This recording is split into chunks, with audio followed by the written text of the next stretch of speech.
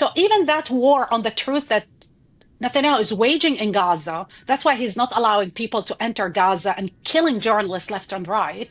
You kill that amount of journalists when your enemy is the truth.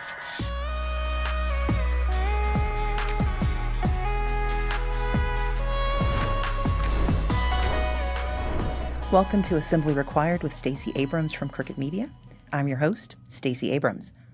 Over the past few months, we've been talking about the rise of authoritarianism in the United States, using my framework of the 10 steps to autocracy. We've dug into the reality that millions of Americans feel abandoned by a system that no longer serves them, if they believe it ever did. In response, and accelerated by the wanton actions of this Republican regime, trust in democratic institutions is fracturing, leaving many confused, disillusioned, and disengaged. This widespread disillusionment with democracy's protections has set us on a dangerous trajectory to authoritarianism. But unfortunately, we're not alone. Around the globe, democracy experts are sounding the alarm about an ideological fracturing, one that sees promise in backsliding away from democracy. Right-wing nationalism is gaining ground across almost every continent, from European hardliners to Latin American despots to Africa's new wave of democratic dictators and Middle Eastern strongmen. Wherever they are, these autocrats are doing whatever is necessary to stay in power. One of the most entrenched examples is Benjamin Netanyahu's Israel, a country with an ultra-right-wing prime minister who has embraced the most extreme anti-democratic elements in order to stay in power. From attempts to weaken competing powers to attacking media and the truth, he has presided over the erosion of democracy in Israel. When Israel faced attack on October 7th, 2023, a declaration of war against Hamas fit squarely in the understood response to the horror. Nations around the world, and Americans like myself, believed that the murder of 1,200 Israelis and the demand of return of Israeli hostages justified aggressive action, though the subsequent response became wildly disproportionate. But Step 9 in the authoritarian playbook seeks to normalize state violence as a means not of protection, but of control. The 2-year result of Netanyahu's pursuit of unfettered power has been a campaign of unrelenting devastation against the Palestinian people, a campaign which experts and allies around the world and across ideology have called genocide. Netanyahu's autocratic consolidation of power has been conducted under the guise of a war that many in the Israeli intelligence and military communities, let alone the families of hostages, believe served his ambition of staying in office. Even in a period of ceasefire, he has continued to authorize killings that have added more than 100 people, including dozens of children, to the death toll. Now, I will acknowledge here that some listening to this episode will be concerned that I'm criticizing Israel's right to exist or to defend itself. I am not. I support a democratic state of Israel and a democratic state of Palestine. But that is not the issue before us today on the show. You see, in the quest to recognize authoritarianism and defend individual rights and liberties, we don't get to selectively acknowledge those who act against the perquisites of democracy. To do otherwise is to participate in hiding the truth. And here, the thread is clear. As democracies weaken, autocrats thrive. And if we don't recognize these patterns, both abroad and here at home, with our friends and our enemies, we risk watching freedom vanish in real time. Today on the show, we'll be speaking with Senator Chris Van Hollen about how he is approaching democracy's position in Israel and here in America. And we'll be joined by foreign policy analyst and author Rula Jebreal to discuss the current state of the conflict, the role of authoritarianism in the region, and what we can do to help.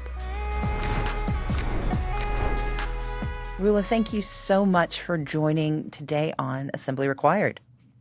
Thank you for having me, Stacey. It's so good to see you. So, Rula, you were telling me about the origin of your name, which I think is a nice way to start this conversation. Can you tell our audience about where Rula comes from. Rula is a Middle Eastern name that you can find very often in Lebanon, Syria, Palestine, Jordan, across the Middle East predominantly. And Rula is a name of a tribe that was ruled by women because men were always gone, whether it's trade or war. So there was some kind of assembly, and women, the elderly women, decided that they take over because the men were gone. Many of them didn't return, and till now, there's a poem about this tribe and their strength and their resilience. I must say, when my father and my mother decided to give me that name, I think my mother intention was we had it enough with men leading and ruling. They created a disaster. So let's give this girl a name, which means, a leader. Well, you've certainly been a leader on the clarion call about what's happening in Palestine and what's happening between Israel and Palestine. And we know that after 2 years, we finally have a ceasefire agreement in place between Israel and Hamas, but Israel has continued to kill Palestinians. And humanitarian groups are warning that they are still facing obstruction in the delivery of aid. Can you walk us through what's happening in Gaza right now in spite of the ceasefire? So the ceasefire agreement was signed 2 weeks ago. It was imposed on the Israelis. The Israelis didn't want that agreement. And I'm talking about the government of Israel. Netanyahu did not want that agreement. But something changed in the last month because I think it became clear to this American administration, especially after Israel bombed Qatar. Why the bombing in Qatar changed a lot of what we're seeing today. Qatar is there is a military base. The biggest American military base in the Middle East is in Qatar, called Al Udeida. There's tens of thousands of American soldiers. But also, Donald Trump has a very special relationship with a lot of these rulers, very rich rulers in the region. So somehow that changed his approach to especially to unconditional support to Israel, and imposed on them what a lot of the leaders in the Middle East would have been, trying to lobby America to do, which is impose a ceasefire, threaten to cut military aid. This is the only way they will stop the war. And they saw that for almost 2 years, nobody was willing really to do the work. Donald Trump decided to do it. For any ceasefire to hold, it requires serious pressure on Israel, but also it requires serious threat of sanctions and serious threat to withhold military aid. Stacey, I just want to conclude saying that last week, 450 prominent Jewish intellectuals, Oscar-winning directors, and others published in a newspaper a letter begging the world to sanction Israel, begging the world to save Israel from itself and apply sanction so the mass killing and mass starvation ends. One of the reasons I wanted to have you on today and to have this conversation is that in the United States, we have a difficult time having complex conversations. And there is a deep and long-standing, not just partnership, but defense of Israel in this country. I personally have had the opportunity to visit Israel and to visit West Bank settlements and to see what it's like firsthand. And there is something compelling when you are in conversation in Tel Aviv. There is something, however, that is deeply damning when you can see over the settlements and into where Palestinians live. Can you describe the conditions that Palestinians lived in prior to October 7th as a way of bringing us together about the conversation we need to have? So, Stacey, I am a Palestinian. I was born in Haifa, and I lived my entire life in Jerusalem, in East Jerusalem, in occupied East Jerusalem.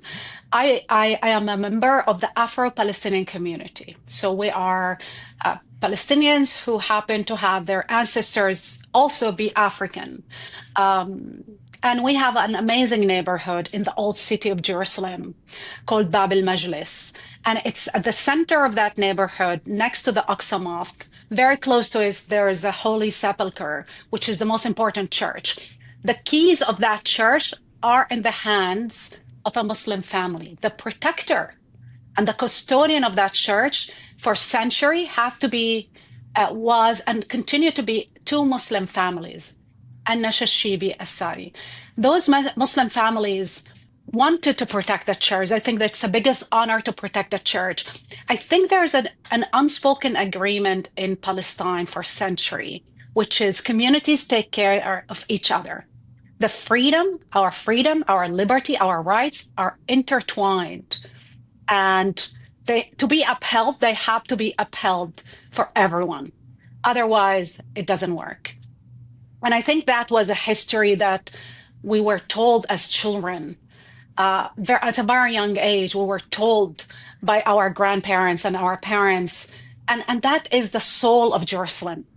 However, since 1967, since Israel occupied illegally the West Bank and Gaza and East Jerusalem, millions of people have been living without political right, civil right, social right whatsoever. And the only answer that Israel, or the only methodology and way to deal with the Palestinians who are living in this part of the country was through violence, whether it's settler violence or the IDF violence.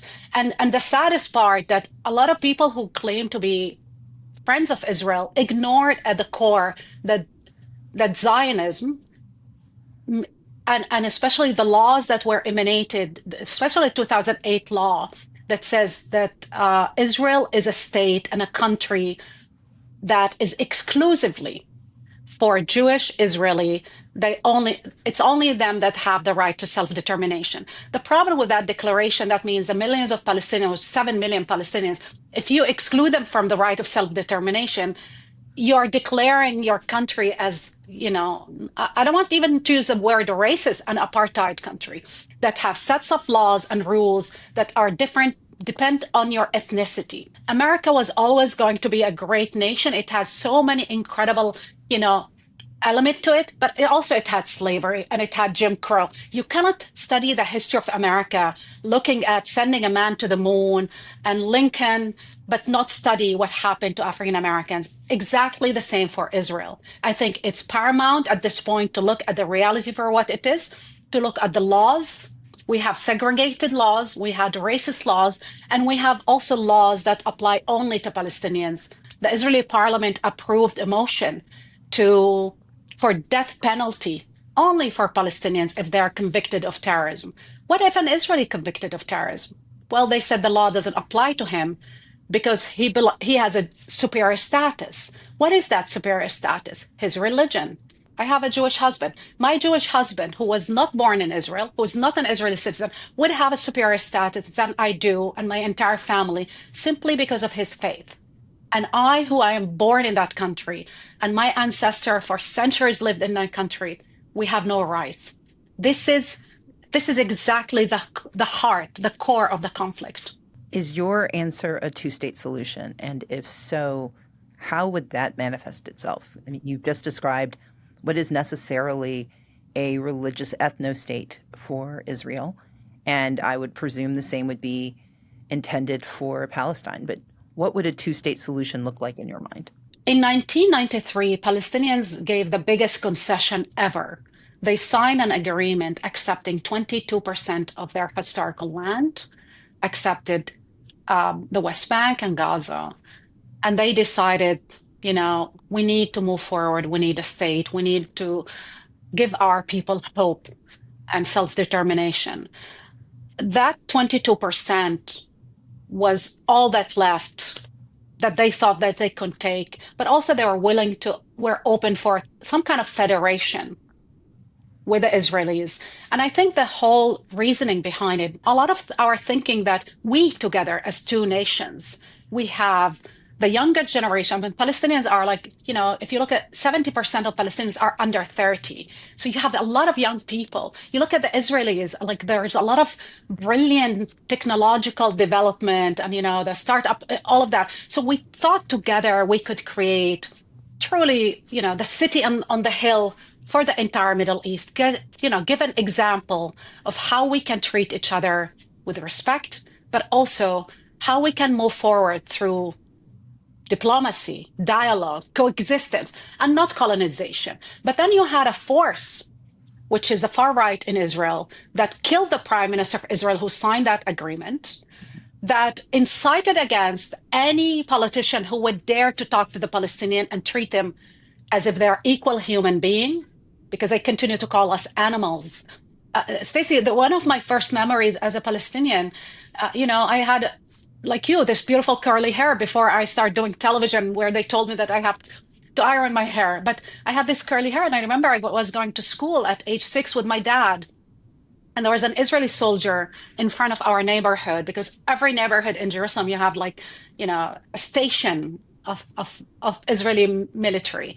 And I remember that soldier called me a word that I didn't understand. And he said, Kushim, Kushim. And he kept repeating Kushim. And I saw my father shocked. And I kept asking, what did he say? What is that word? And he said, don't listen to that. Don't worry. I'll explain it to you another time. But I was so curious. So I went to my school and asked one of my friends. He said, yeah, he called you a monkey. He said, you're a monkey. And that's the kind of reality I grew up in. I grew up in with my dad, who the soldier knew very well, would stop him every time just to humiliate him. He would take his ID, drop it on the floor so he could see my father on his knees. That is our reality, a reality where, Jewish Israeli soldiers dominate our life with violence and force and humiliation.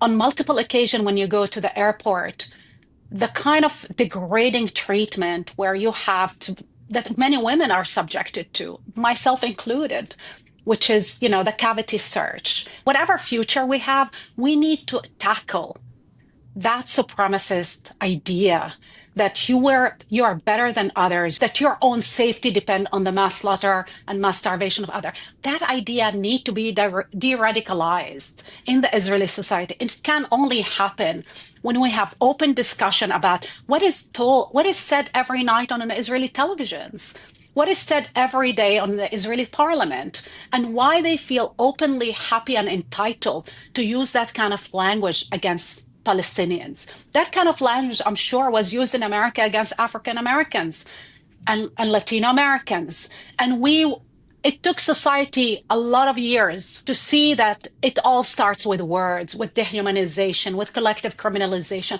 I honestly don't care whether it's one state or two state. All I care about that whatever political solution, because there's only one solution, which is a political one, we reach that solution by convincing the Israelis as well that coexistence is their best hope for a future of safety, security, and integration in a larger world. Assembly Required with Stacey Abrams is brought to you by Wild Alaskan Company.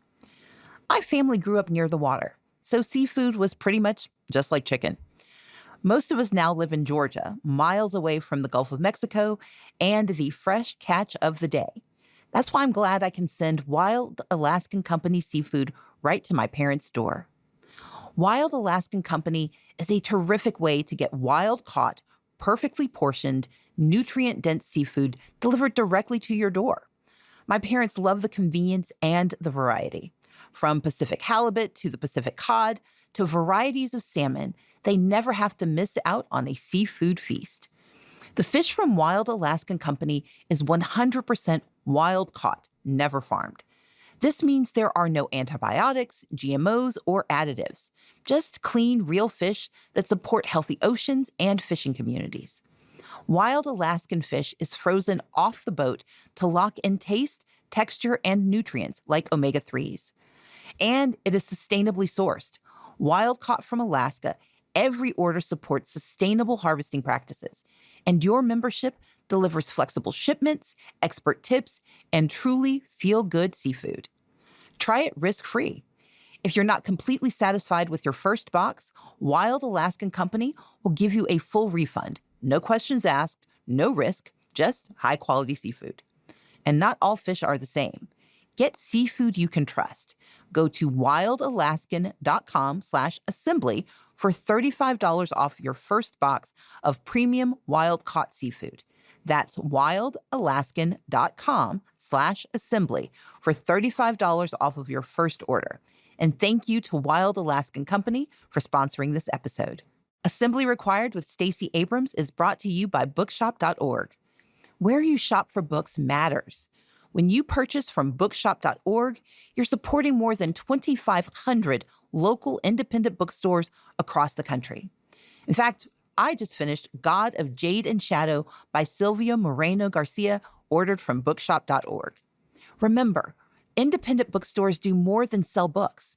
They take care of and renew our communities, creating safe spaces that foster culture, curiosity, and yes, a love of reading. Whether you're searching for a gripping thriller, the next installment of your favorite fantasy series, or deeply researched insight into today's realities, bookshop.org has you covered. Use code Stacey to get 10% off of your next order at bookshop.org. So I want to push you on something you said a second ago about one state or two, because in past interviews, you have pointed out that statehood is the key to lasting security, which I think Netanyahu agrees with, which is why he has consistently opposed Palestinian statehood. Now, he's not the first prime minister to do this, but what in your mind differentiates Netanyahu's position from other prime ministers who've had similar viewpoints to his? Netanyahu is a criminal. He has a criminal mindset.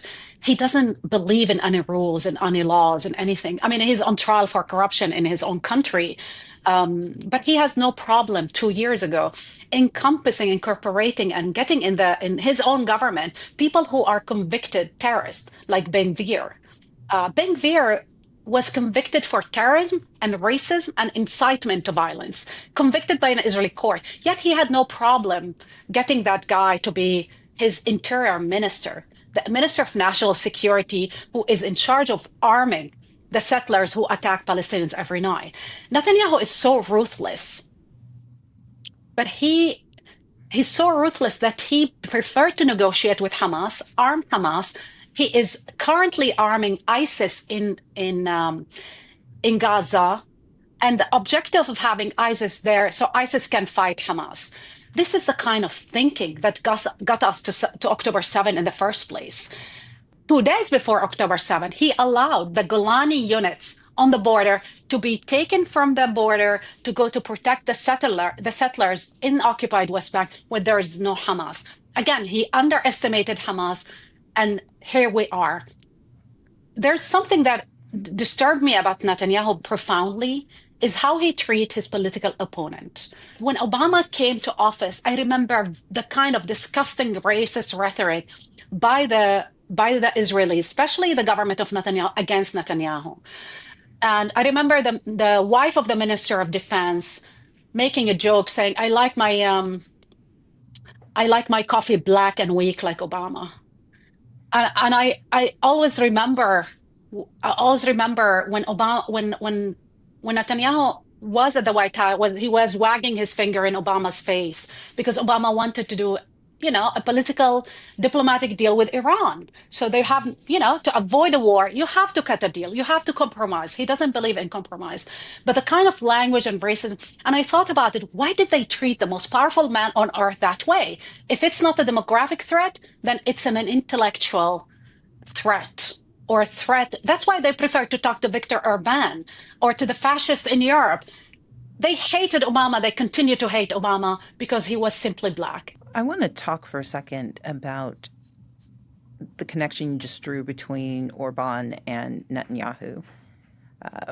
Like so many others, I have been arguing that Netanyahu is following an authoritarian playbook.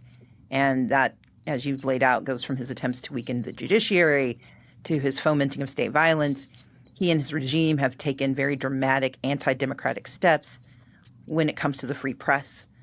And you know better than many, Israel has prevented Western journalists from entering Gaza. 222 Palestinian journalists have been killed by the Israeli army.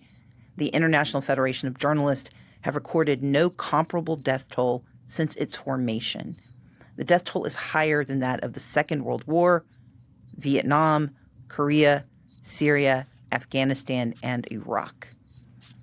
What have you observed about the impact this has had on global media coverage?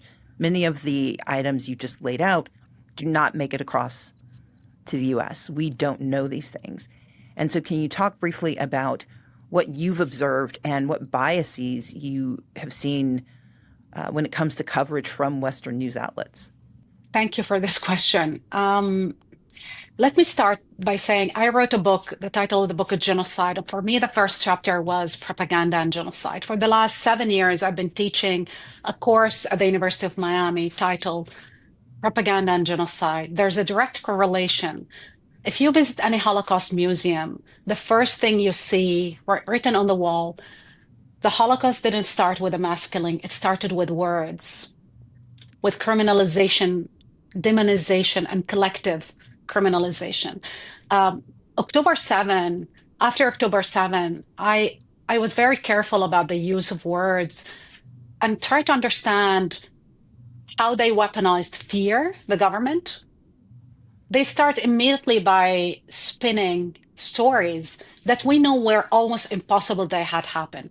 The 40 beheaded babies, that story never happened. Some children were killed, absolutely. Mila Cohen, 7 months old, with a bullet because there was an exchange of fire, but beheaded babies and baked babies in oven, that made headlines.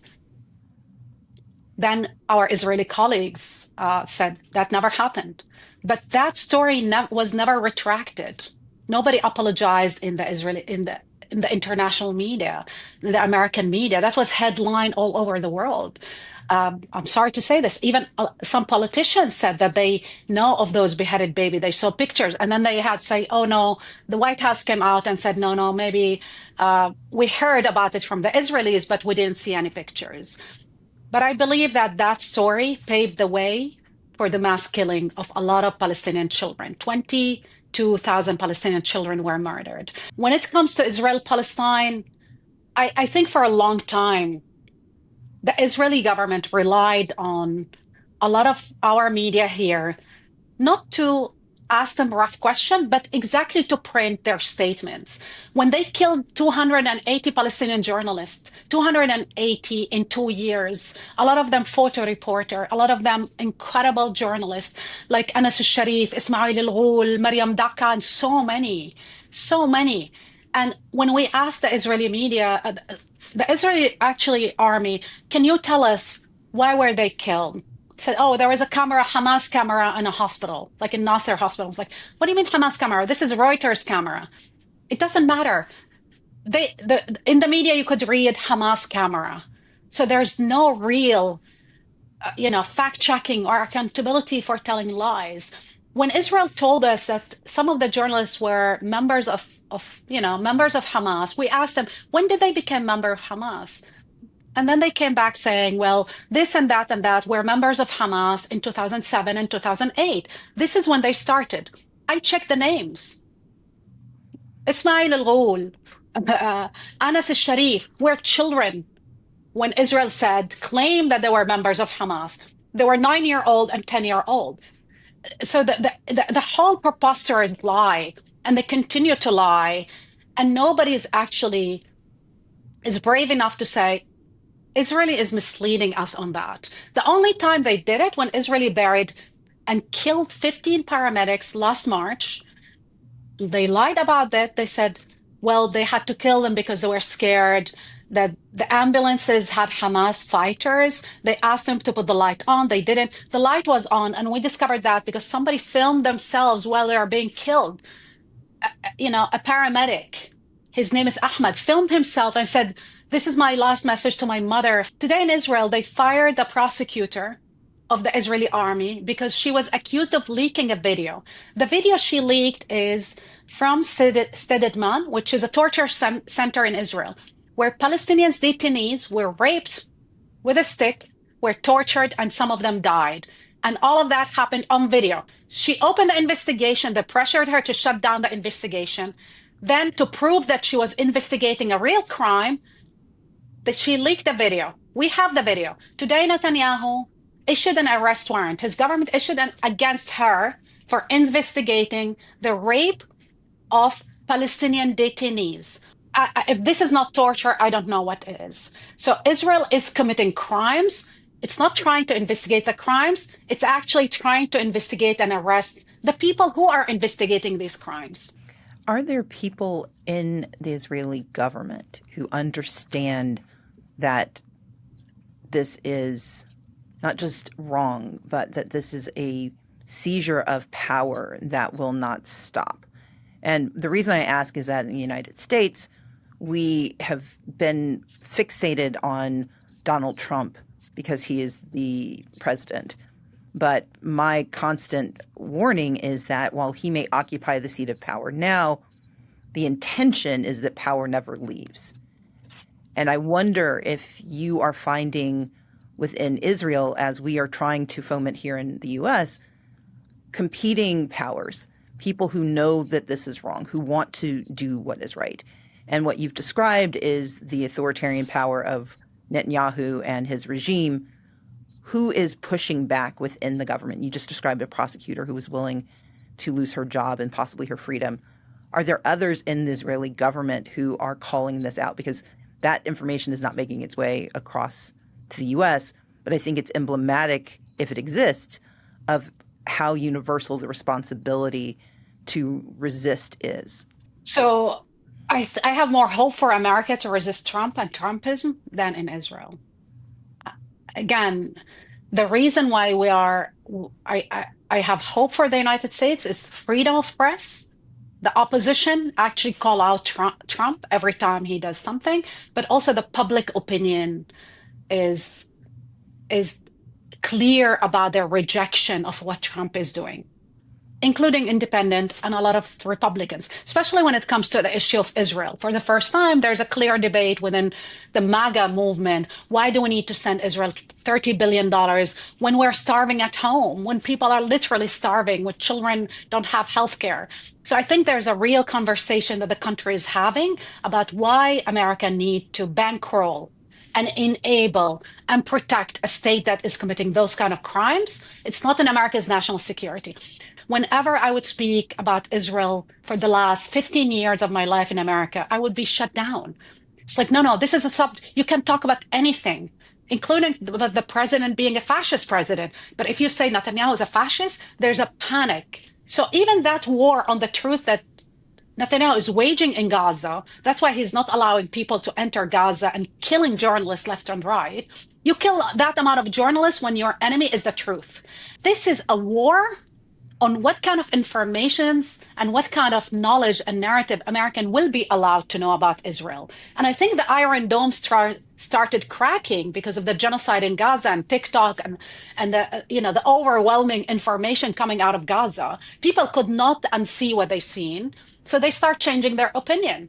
But then the media tried, or at least... So Rula, is there no one in Israel who is pushing back? Not in the government.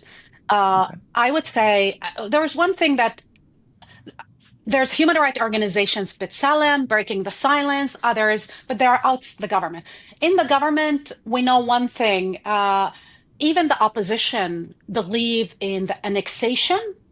Opposition leaders talk about Palestinians, sometimes they talk about them in a way where I think the same way probably during Jim Crow, people talked about African Americans, if not worse. We saw that they voted for all the bills that Netanyahu wanted, whether annexation, whether, the bill to establish an ethno-state where only Jews has special rights and everybody else not. So they voted for that. Actually, I was stunned when Netanyahu came to the UN and talked against recognition of the Palestinian state by others, France and Belgium and others. The New York Times pinned an article by an Israeli general. And the Israeli general, who was, one of the leaders of the opposition, he said, it's not only Netanyahu that believe in those things, all of us in Israel. And he was right. The only opposition are those 9 or 8 members in the parliament who happen to be, the far, far left. Let's put it this way.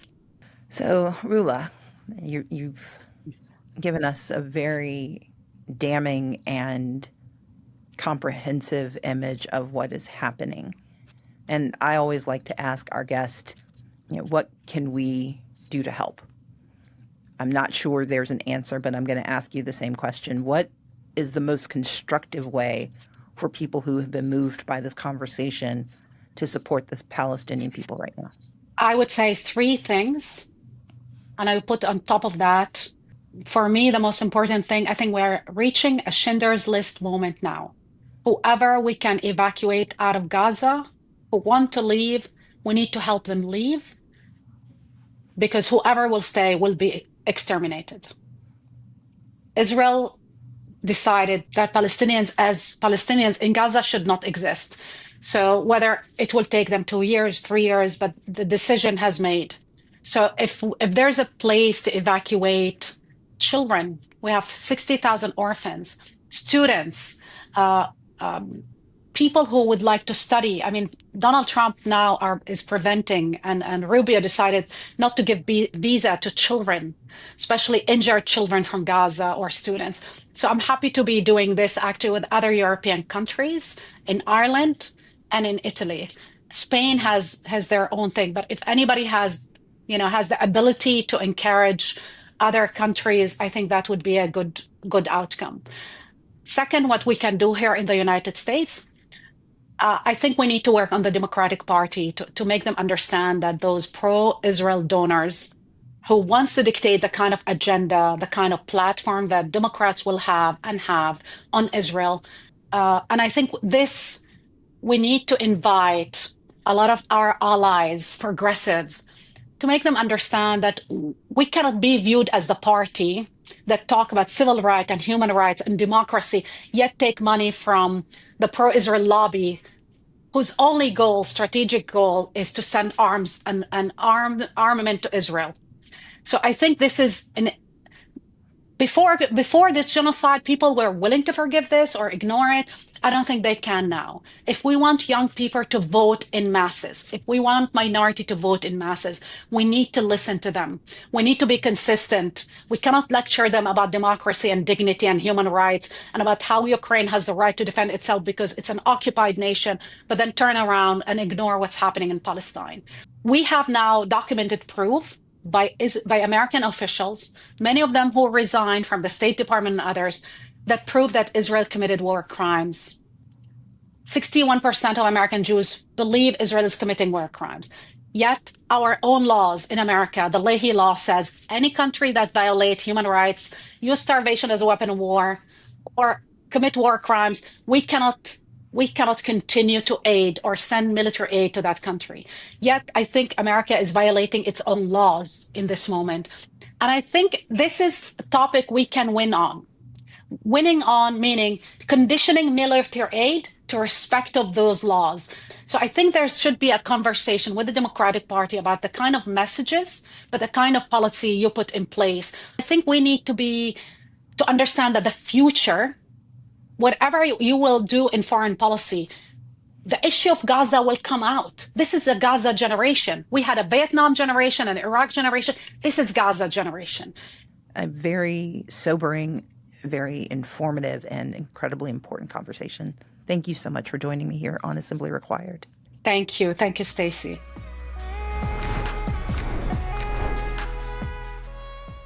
Senator Van Hollen, thank you so much for joining me here today on Assembly Required. It's absolutely great to be with you. Thanks for all you're doing.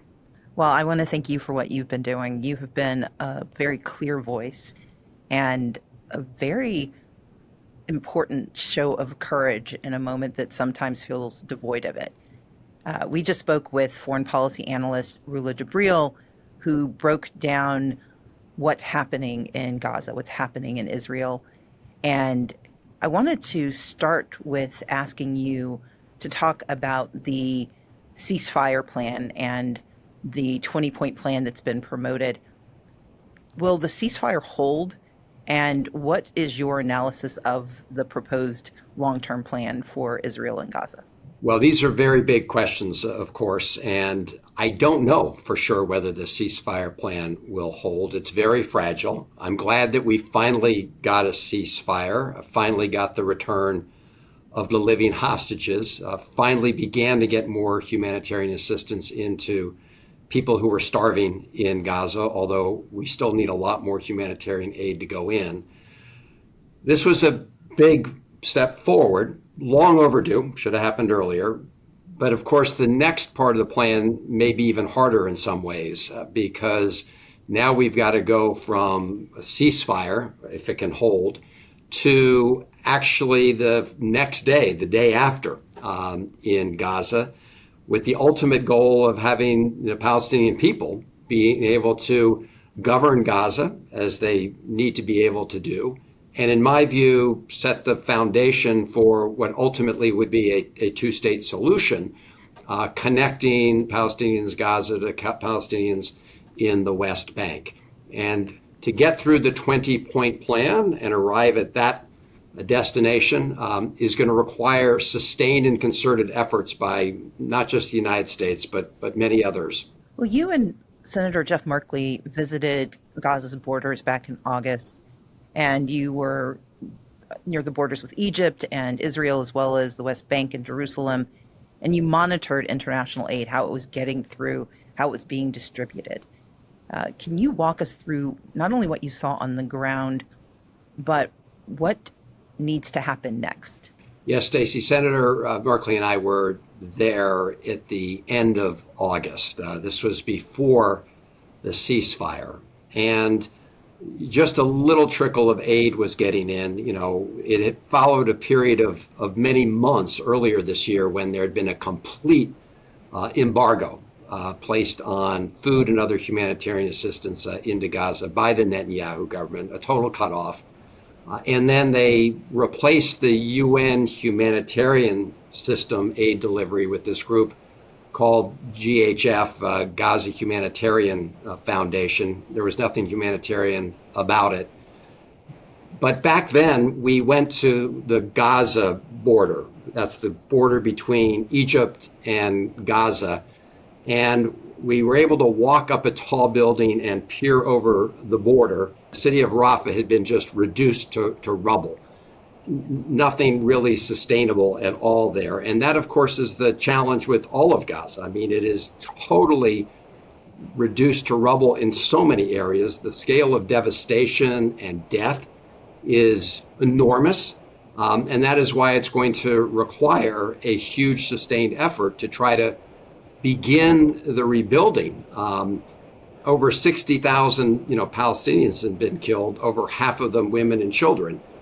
And schools have been leveled to the ground, homes have been leveled to the ground. It's important to remember that at one point, the war aim of the Netanyahu government was to push all the Palestinians out of Gaza. That had been their war aim for a while. As part of this 20-point plan, at least they have, in word, abandoned that goal. But that will be the big challenge going forward, making Gaza a place that people can live and ultimately work and become self-governing under Palestinian governance. Assembly Required with Stacey Abrams is brought to you by Mosh. Finding a quick snack that satisfies my hunger and won't leave me with regrets is tough. But I have found a protein snack that meets both goals. Mosh, which you may have heard about on Shark Tank, was founded by Maria Shriver and her son, Patrick Schwarzenegger, with a simple mission: to create a conversation about brain health through food, education, and research.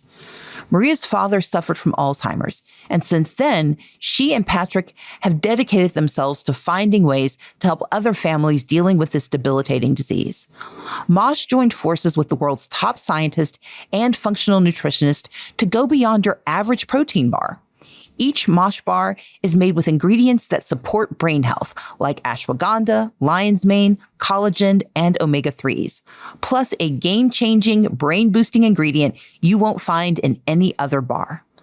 Mosh is the first and only brand boosted with cognizin, a premium nootropic that supplies the brain with a patented form of acetylcholine.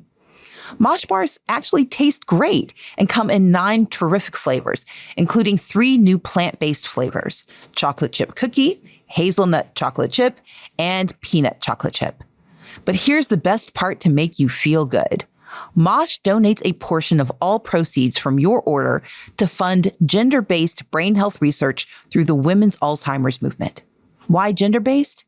2/3 of all Alzheimer's patients are women. Mosh is working hard to close the gap between women and men's health research. Maintaining a brain-healthy diet can be a challenge, but having Mosh bars on hand means one less thing to worry about. Head to moshlife.com/assembly to save 20% off plus free shipping on the Bestsellers Trial Pack or the new Plant-Based Trial Pack. That's 20% off plus free shipping on either the Bestsellers Trial Pack or the Plant-Based Trial Pack at moshlife.com/assembly. And thank you, Mosh, for sponsoring this episode. Senator, one of the reasons I wanted you on the show today is that you made headlines for stating what other members of Congress have been very reluctant to admit, and that is that the United States has been complicit in the ethnic cleansing of Gaza. And we just heard from Rula Jebreal, who paints a very damning picture of the ongoing treatment of Palestinians throughout Israel, but particularly in Gaza. And I was thinking as she was speaking about my reflexive rejection of that idea. I was a state legislator who got invited, like so many of us do, to visit Israel. The group I traveled with back in 2014 was actually a group that worked very closely with the Palestinians as well. And still, my reflexive rejection of her description defies what I know to be true. And one of the reasons I wanted you on the show is to talk about why you, from a very strong position of privilege and power, felt compelled to call out what you were seeing. Well, Stacey, it's because at the end of the day, I do believe that the United States should stand up for principles and values. I mean, we are far, far from perfect, but if we're going to have any credibility around the world when it comes to standing up for human rights, for freedom, for democracy, we can't only apply those standards to our adversaries, right? It's easy to call out China for their abuse and what they do to the Uyghurs, but it's harder when we have to call out longtime partners and friendly countries, in this case, Israel, under the Netanyahu government. I was very clear that after the heinous Hamas attacks on October 7th, that Israel had a right, in fact, a duty to defend itself. But it became quite clear early on that the goal of the Netanyahu government was not just to target Hamas, but to impose collective punishment on the Palestinian people in Gaza. They're very clear about these war aims that they had. Netanyahu said we have to, destroy these homes so nobody will have any place to return to. Members of the cabinet like Smotrich and Ben-Gvir, who have very significant and influential positions, have essentially called for the removal of all Palestinians from Gaza, the ethnic cleansing of Palestinians from Gaza. And if you look at the ongoing Israeli occupation on the West Bank, where you see this big increase in settler violence trying to push Palestinians off the land, that's an example of ethnic cleansing in slow motion. And so it's going to be really important that the United States take a stand. Unfortunately, we have been complicit in what has happened there. We've been providing, since the very beginning of the war, billions and billions of dollars of offensive weapons, and never even paused those weapons when the Netanyahu government had cut off all humanitarian and food assistance to Palestinians in Gaza. And so the United States shares responsibility for what has been a policy of ethnic cleansing by the Netanyahu government in Gaza. And I think all of us who believe that our country should fight for the values we say we believe in, freedom and human rights, we need to step up at this moment, because we're not going to achieve any long-term stability or peace in the Middle East between Israelis and Palestinians until both Israelis and Palestinians can have their security assured, but also their human rights and dignity and freedom assured. And that is the big challenge right now as we try to rebuild in Gaza. Do you think that there is movement within the left in Congress towards the position that you hold? Because right now there has been, you are a very clear voice, there have been a handful of very clear voices, but we have not seen a shift. Do you think that's coming? And do you think there's a role for the public to play in promoting exactly what you've described, which is making certain that we live our values? Well, let me start with the second part. I definitely think there's a role for the public to play. In fact, I think the public is way ahead of the Congress on this. And when I say public, I mean people of all faiths across the United States, including the Jewish community, and especially younger members of the Jewish community who have been a very important part of the movement on college campuses, raising concerns about the Netanyahu government's actions in Gaza and on the West Bank. And so this is an area where the American people, I think, are way ahead of the Congress. The Congress is a bubble. Congress, unfortunately, for a very long time, has been sort of captive to certain particular elements of the lobby. This is the AIPAC wing of the lobby. There are other very important organizations that stand up for human rights and two-state solution in Israel, like J Street and others. But AIPAC has been sort of the big lobby. I mean, for many years when people were doing rankings of the most powerful lobbies in Congress, AIPAC was always in the top 3 to 5. So right now, if you're asking me if the public has an important role, the answer is absolutely yes. And Congress has really been very slow to stand up for what we say we believe in. When I say we, the American people, when it comes to foreign policy based on human rights, freedom, and dignity for everybody. You know, we've seen this rise of right-wing leadership globally, and there's been a particular strain of authoritarianism that we saw in Jair Bolsonaro in Brazil, that we see in Viktor Orban in Hungary, and Netanyahu is no exception. And just last week, a foremost expert on backsliding democracies found that Israel had slid into competitive authoritarianism, much like the United States. Can you describe the authoritarian tactics that you are seeing leveraged by Israeli leadership, and if you feel comfortable comparing it to similarities that we are seeing here in the U.S.? I've been spending a lot of time on the show talking about authoritarianism, how we recognize it, because we can't combat it if we don't understand it. And one of the reasons for today's show is to demonstrate that this is not just an American problem, this is an international challenge. Well, I think you're absolutely right, Stacey. That is a through line in the United States, Israel, and other countries around the world under the current governments. And remember that, long before the Hamas attacks of October 7th, the Netanyahu government was trying to dismantle the independence of the judiciary in Israel. This was a big fight. I mean, there were thousands of people in Israel taking to the streets to protest what the Netanyahu government was doing. They had to step back a little bit, but then they also made gains. And of course, here in the United States, you have Donald Trump, trying to launch a full-blown assault on the independence of the courts and weaponizing the Department of Justice, not to ensure equal protection of the law, but specifically, to go after disfavored groups and people. You also see in Israel this effort to crack down on elements of the free press.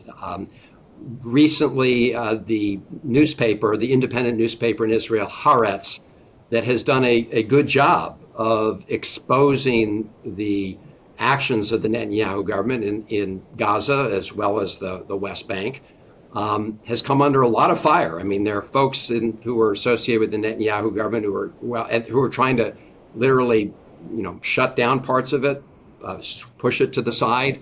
One, very sort of well-known, speaker close to Netanyahu there said that, Haaretz was being treasonous. Right now in Israel, there's been exposed the fact that some of the Palestinian prisoners had been raped. There was video released. And instead of sort of taking a step back and saying this is outrageous what happened to this prisoner, that this was torture, instead all the focus in Israel is on going after the very senior military officer who leaked it. So there are definitely these efforts to crack down on free speech, on independent media. And I'll just say, Stacey, the biggest example in many ways is Netanyahu has refused to allow international press into Gaza, even to this day. Obviously, international press are grown-ups. They can make their own decisions about what risks they should take. But the fact that the Netanyahu government continues to deny any press, except for those that are escorted specifically by the IDF and shown exactly what the IDF wants them to see, is a sign that they clearly don't want the world to know what happened. We know some of what happened because of the videos that we were able to see, but international press remains blocked. And so I do see this as an ongoing effort from the Netanyahu government to the Trump administration to crack down on an independent judiciary and freedom of the speech and other important freedoms. Senator, one of the critiques that we keep hearing is there's nothing that can be done. But I know you have and your colleagues have done your best to access rules that sometimes are either overlooked or simply misunderstood. Can you talk about the Leahy law and walk us through it and talk about how it could apply to Israel as a way of the U.S. really starting to take action? Yes, the Leahy laws, named after former Senator Pat Leahy from Vermont, essentially say that the United States should not be providing, selling, financing military equipment to any unit of any foreign military that is engaged in gross violations of human rights. That is the standard. Now, when it comes to the application of the Leahy laws, Israel has always been given sort of a special treatment, meaning they're not subjected to the same process of review that other countries are. For other countries, it's a much easier process for determining Leahy law violations. They don't all have to flow up through the Secretary of State, for example, but Israel has sort of special dispensation. Even despite that, and there was just recently a Washington Post story that revealed this, within the State Department, there have been findings of about over 500 instances where the Leahy law was violated by Israel in Gaza.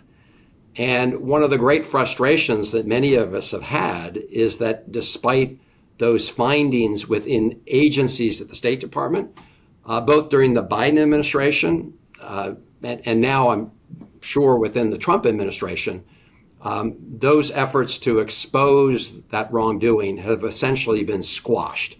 And this is a real issue. I'm glad you raised the issue of the Leahy laws because this is the law of the land. We're supposed to be applying this equally to recipients of U.S. military assistance around the world. But Israel has been given very special treatment when it comes to the Leahy law. In the last administration, there were a couple findings of violations that did go to the Secretary of State. And as the administration wound down, they were simply ignored and sent sort of back into the bowels of the State Department. And it's just one example of American laws not being applied to the actions of the Netanyahu government and Israel. Because another law that's been on the books is something called the Humanitarian Aid Corridors Act, that says that any country receiving U.S. military assistance has to make sure that they allow the United States to provide humanitarian aid and other relief into war zones where that U.S. military equipment is being used. Clearly, Gaza applied. It was a case in point, and yet neither the Biden administration nor the Trump administration have applied that law. I'm going to ask you to become a predictor of the future. We know that Israel is foundationally a religious ethno-state. It was intentionally designed that way. And the conversation about a two-state solution has to presuppose equality for Palestinians, but it also has to understand how we treat and how Israel treats Israeli Arabs. What does an effective two-state solution look like? Have we ever seen the parameters? And if it does exist, how do we make it so? Well, this has, of course, been the goal of so many of us for such a long time. And even as the United States has held up the idea of a two-state solution with self-determination for both Palestinians and Israelis, it's been made so much more difficult by the fact that Israel has continued to expand its illegal settlements on the West Bank. So I believe that in an Israel that's a homeland for the Jewish people, but also one where everybody who lives in Israel has equal rights. I mean, equal justice under the law should apply. And if you create a Palestinian state, next door, and make sure all the security guarantees are in place for Israelis, of course, and also for Palestinians, it will be important that they also have a system where they apply equal rights to everybody living in a Palestinian state, whether they be Palestinians or whether they be Jews. And so that is the vision of a two-state solution, but it's one thing to have that idea. It's another thing to get there, given all the headwinds that we've faced, because it's gotten to the point it's been used to postpone some of the harder questions about rights, about freedom. Because ultimately what we need to do is end the Israeli occupation of the West Bank and do so in a way that assures and guarantees security for Israel, as well as for Palestinians. And if we can accomplish that, Israel's security will be further strengthened by bringing other Arab states in the region that have not yet recognized Israel, like Saudi Arabia, into the fold, into a broader security agreement. That is the vision. So what can Americans do to help you make that so? Well, Americans need to be very clear about what our purpose is and our principles. And if we're going to get from where we are today to a world where there's self-determination for Israelis as well as for Palestinians, it will require the United States to use much more levers of its influence to end the Israeli occupation of the West Bank. Because even setting aside Gaza, what we're witnessing on the West Bank is this acceleration of settler violence, pushing people off their lands. When Senator Merkley and I were there, it was not that long after a number of Palestinians on the West Bank had been killed by Israeli settlers, where one of the Christian villages on the West Bank, Palestinian Christian villages of Taibe, had been attacked and had been subject to all sorts of vandalism, attempts to set fire around a church.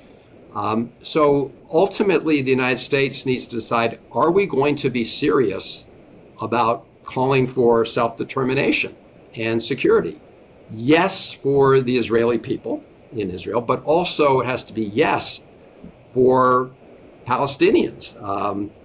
Otherwise, we're going to be in the middle of this conflict forever and ever and ever. While we want to make sure, in my view, that we have a secure homeland for the Jewish people in a state of Israel, we also need to deal with the other consequences of making that happen. And that is the injustices that have been visited upon the Palestinian people. And until we get to that core issue, Stacey, we're not going to have peace and long-term stability in the region. Senator Chris Van Hollen, thank you so much for your leadership, for your clarity, and for joining us here today. I appreciate you. Thank you. Back at you. As always on Assembly Required, we're here to give you real, actionable tools to face today's biggest challenges. First, be curious. Learn more about the history of Israel and Palestine. Pick up a copy of Rashid Khalidi's 100 Years War on Palestine to gain a better understanding of the region and how we arrived at the current tragedy. Number two, solve problems. Authoritarianism and the abuses that sustain it are wrong, regardless of the perpetrator. So, call your members of Congress and ask them to enforce the Leahy Law. Also, check out the organization Tech for Palestine, an incubator for advocacy projects in support of Palestinian liberation, and donate and get involved. Third, do good. More than 500,000 people in Gaza are trapped in famine, facing widespread starvation, destitution, and preventable deaths. Over 1 million more are experiencing emergency levels of food insecurity. Organizations like the World Food Program are scaling up operations and aim to feed up to 1.6 million people over the next 3 months. If you can, please donate. Doctors Without Borders, the Palestinian Children's Relief Fund, and the World Central Kitchen are also great places to give. Look, this is a tough conversation, one that entangles religion, politics, ethnicity, and discrimination. But at its core, this is a show about how we do what's right, even when it's hard. Genocide is wrong. Permanent refugee camps are wrong. And under Netanyahu, what's happening in today's Israel is wrong. And if you agree, take action. As always, if you like what you hear, be sure to share this episode and subscribe on all of your favorite platforms. And to meet the demands of the algorithm, please rate the show and leave a comment. You can find us on YouTube, Spotify, Apple, or wherever you go to listen and learn. Please also check out my Substack, Assembly Notes, for more information about what we discussed on the podcast and other tools to help us protect our democracy. And thank you to the thousands of you who have signed up for the 10 Steps campaign at 10stepscampaign.org. We've recently updated the site to add more resources, a glossary, and a Spanish language version. We have a toolkit coming online shortly, and we're constantly adding new organizations and examples of how to get involved. I'd love to hear more about what you're doing to process the current regime and what tools or resources would be helpful. And please practice step 2 and share the site with your friends and family. If you have a report, a question, or a comment for me, send it in.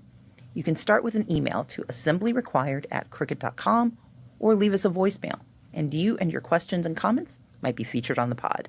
Our number is 213-293-9509. Well, that wraps up this episode of Assembly Required with Stacey Abrams. Be careful out there, and I'll meet you here next week.